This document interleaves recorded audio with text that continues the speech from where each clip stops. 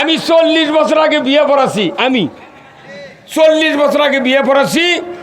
সেই মানুষের বেটা চল হচ্ছে উই বড় হয় 13 সালে আমার নামে মামলা দিচ্ছে। মনের দুঃখে সিদ্ধান্ত নিয়েছি বিয়ে পড়াবো না।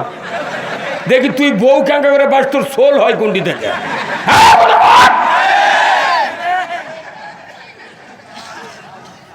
আমিয়া হাসির খোরাক নয়, আমরা আলিমেরাই। আলিমের ব্যাপারে আল্লাহ কোরআন বলছেন ইন্নামা ইয়াখশাল্লাহ মিন ইবাদিহিল উলামা, একমাত্র আলিম গুণী আমি আল্লাহ আমাকে ভালোবাসে সবচেয়ে ভয় করে। আলিম গুণ আল্লাহকে বেশি ভয় করে, কে বলেছেন? আল্লাহ। তার করে জেলের তোলে ডান্ডা বেরি দেয়, সাইদিন নামে দোয়া করলে জুমার ইমামতি চলে যায়। দেখুন, আর এদেশের বড় বড় ধনী ধনী মানুষ নেতারা কয় হচ্ছে খুবই মালদার হুজুর, খুবই মাস্তান। কবরের ভেতর গেলে সব মাস্তানি ভুলে যাবি। আলিমদের যদি এই যোগ্যতা না হারাতো, আলিম গুণের পিছে পিছে দুনিয়া ঘুরত। কিন্তু আলিমেরা রাষ্ট্র ক্ষমতা বিমুখ, আলিমেরা রাজনীতি বিমুখ, আলিমেরা কোরআনের আইনের বিমুখ। ওরা মনে করছে দাড়ি টুপি জুব্বা হাজি গামছালিয়া ময়দানত ঘর্ম, যত মানুষ সালাম দেয় বাইপাতের মাথার থেকে একবারে সান্তারে রেলগেট পর্যন্ত হুজুর যখন যায় দুই দিক থেকে সালাম আলকি, সালাম আলাইকুম, সালাম আলাইকুম, হুজুর কেমন আছেন, ইনশাআল্লাহ।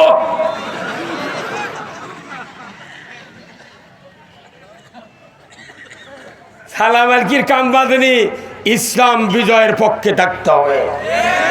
বলুন তো ইসলাম অর্থ কি? নো, ইসলাম অর্থ জীবন ব্যবস্থা। ইসলাম মানলে শান্তি, না মানলে অশান্তি। কার কথা? আল্লাহ কোরআনে বলছেন ইন্নাদ দীনা ইনদাল্লাহিল ইসলাম, একমাত্র আল্লাহর কাছে পছন্দনীয় সবচেয়ে দামি জীবন ব্যবস্থা হলো ইসলাম। এই ইসলাম জীবন ব্যবস্থা, এটা মানলে শান্তি, না মানলে অশান্তির পারাপার না। আজকে এখানে আমার সামনে যত লোক বসে আছেন সবার বাড়িতে 3 জন 4 জন করে কি ভাই ছেলে সন্তান নাই? 10 থেকে 18 থেকে 32 বছর পর্যন্ত অনেকের ব্যথা আছে। তারা কি সব 5 ওয়াক্ত নামাজ পড়ে? হ্যাঁ, কে পড়ে না? কয়েক হাফছে গেছি নাকি? আহা রে ভাইরা আমার, যাদের সন্তানেরা 5 ওয়াক্ত নামাজ আদায় করে না, এই পিতামাতা কবরের ভিতরে যখন ঢুকবেন, আপনাদের আমাদের সমস্ত লস এসে আমাদের আমলনামায় খারাপ হবে।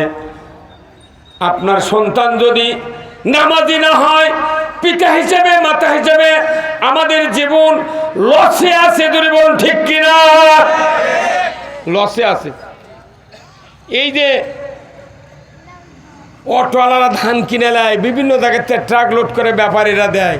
যদি একটা গাড়ি যদি খালি আনা সিটার ভাগ বেশি থাকে, তখনই ফোন করে কয় তোমার এই ধান নেওয়া যাবে না, ব্যাগ দেওয়া দিবে। বলছে আর চাউল জমবে না। কতক্ষণ আপনার যদি সন্তান বেনামাজি হয়, 1 ব্যাগ দিতে হবে।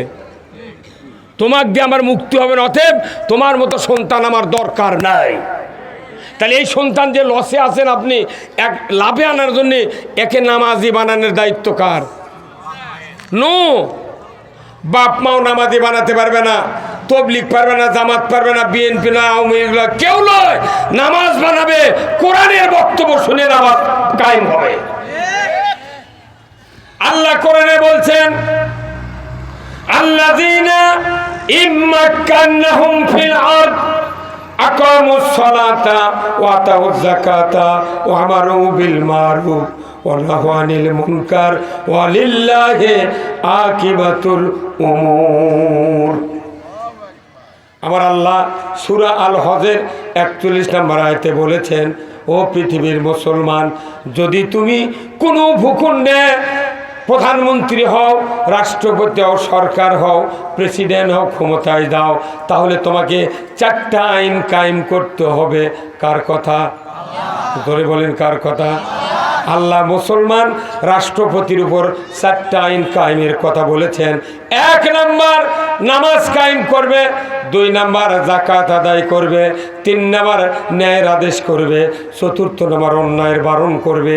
এই 4টা কাজ মুসলমান সরকারের উপর আল্লাহ বলেছেন ওয়ালিল্লাহি আকিবাতুল উমুর, আমার পক্ষ থেকে যতগুলি হুকুম দিয়েছি তারপরে সবচেয়ে সর্বোচ্চ সর্ববৃহৎ শক্তিশালী হুকুম হলো ওই সরকারের হুকুম।